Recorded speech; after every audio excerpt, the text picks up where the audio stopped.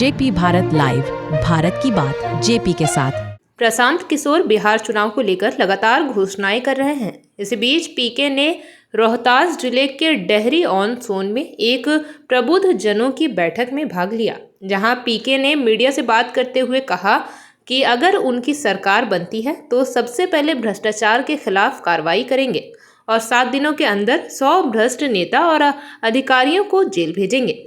प्रशांत किशोर बिहार बदलाव यात्रा को लेकर रोहतास पहुंचे। रोहतास जिले के डेहरी ऑन सोन में एक निजी होटल में कार्यक्रम के दौरान जिले के प्रबुद्ध जनों, डॉक्टर, वकील, व्यवसायियों से एक संवाद किया तथा उनके मन में जन सुराज को लेकर उठ रहे सभी प्रश्नों का जवाब भी दिया तथा अपना विजन स्पष्ट किया।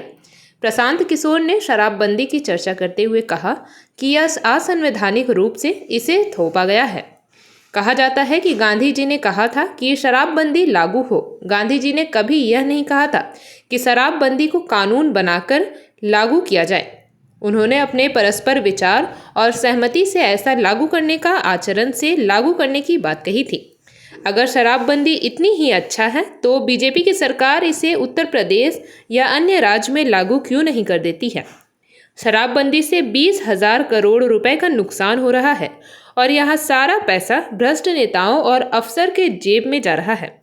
शराबबंदी के चलते आधे से ज़्यादा पुलिस प्रशासन के अधिकारी शराब और बालू मुखियाओं से पैसे उगाही में लगे हैं। प्रशांत किशोर ने सरकार पर गंभीर आरोप लगाते हुए कहा कि जिस बिहार सरकार में 70,000 करोड़ रुपए का कोई लेखा जोखा नहीं है, यह बात सामने आ चुकी है। आखिर यह पैसे कहाँ गए, किस मद में खर्च हुए, यह सब भ्रष्टाचार हुआ है। जो स्वतंत्रता है जो संविधान से आपको मिली है, किस धर्म को आप मानते हैं, किस देवी देवता की पूजा करते हैं, कौन सा खाना खाते हैं, कौन सा कपड़ा पहनते हैं, कौन सी पिक्चर देखते हैं, ये संविधान ने आपको अधिकार दिया है। इसमें सरकार हस्तक्षेप नहीं कर सकती है और आप ये अधिकार सरकार को मत दीजिए। ये शराब पर नहीं रुकेगा, कल होकर दूसरे चीज पर भी आ जाएगा। 10 बरस 20 बरस के बाद कहेगा कि नहीं अब आपको भगवे पढ़ना है, आपको वाइट नहीं पढ़ना है। फिर कहिएगा ये भी तो बात ऊपर वाले ने कहा।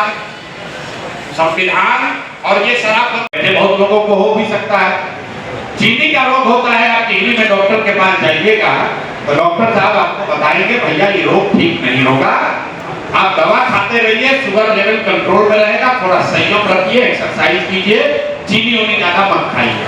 आप घर आइएगा क्या बताइएगा, तो भैया चीनी का रोग हो गया है, अब थोड़ा संयम से ही रहना पड़ेगा। कोई जलेबी देगा खाने के लिए, आप नहीं खाइएगा, हे भाई समझ के रहो हमको चीनी का रोग है, मना है। फिर किसी ने बताया भैया पटना में एक बहुत बढ़िया डॉक्टर है, आप वहां गए, उससे शायद कुछ कंट्रोल हो जाए, तो शायद आपको दवा बदल देगा, लेकिन वो भी ये कहेगा कि ठीक नहीं होगा भाई, रहना तुमको चीनी के रोग के साथ नहीं है, तुमको अब 2 बार खाना नहीं, 2 बार दवा नहीं लेनी पड़ेगी, एक नई दवा आई है, खाली सुबह में एक टैबलेट खाइए, इसी से ठीक हो जाएगा। आप मन में सोच के चलिए कुछ तो सुधार होगा आगे। जेपी भारत लाइव, भारत की बात जेपी के साथ। वीडियो को लाइक करें, शेयर करें और चैनल को सब्सक्राइब करें।